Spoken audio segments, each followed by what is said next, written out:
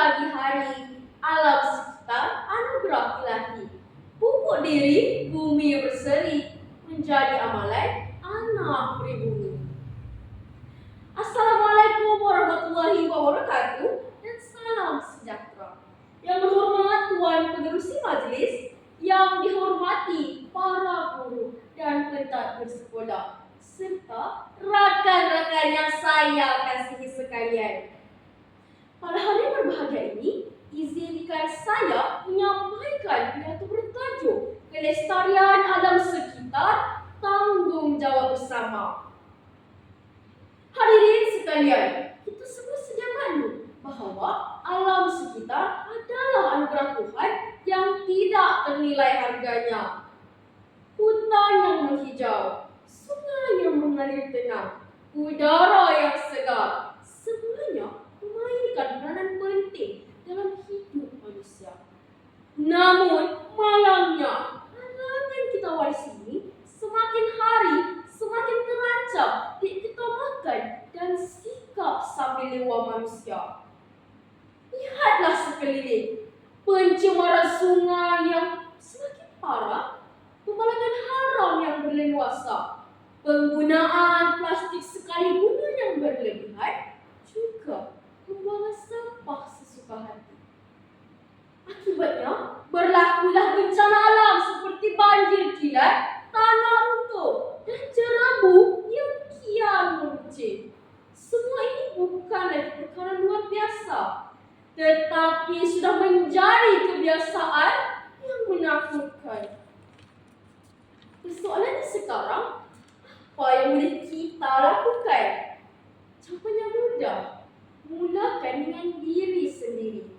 Kita tidak perlu menunggu orang lain untuk bertindak. Tanggungjawab memelihara kelestarian alam bukanlah terletak di bahu kerajaan semata-mata, tetapi menjadi amanah kita bersama.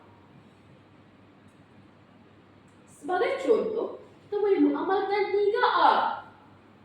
Reduce, reuse, dan recycle. Kurangkan penggunaan plastik, guna semula barang yang masih elok, dan asingkan sisa untuk dikitar semula. Di sekolah, kita boleh menyertai kempen gotong royong, menanam semula pokok, dan menjaga kebersihan kawasan sekitar. Di rumah pula, kita boleh mengajak keluarga menggunakan bekas makanan sendiri, berjimat dalam penggunaan air dan elektrik, serta tidak membakar sampah secara terbuka.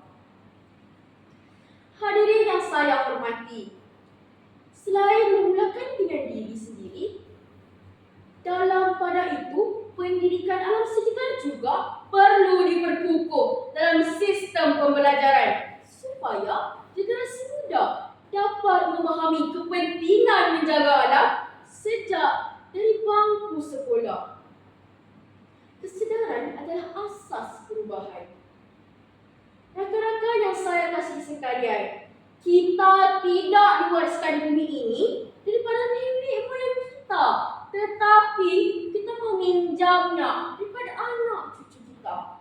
Oleh itu, menjadi tanggungjawab kita untuk menyerahkannya kembali dalam keadaan yang lebih baik. Peribahasa Melayu ada menyebut melentur bulu biarlah dari rebungnya.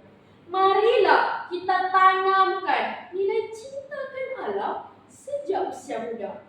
Biarlah setiap langkah kecil yang kita ambil menjadi sebahagian daripada usaha besar untuk menyelamatkan bumi.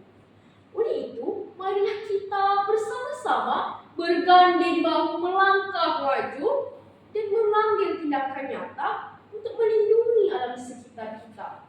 Jadikanlah kelestarian alam sekitar sebagai tanggungjawab bersama dan bukan hanya retorik kosong.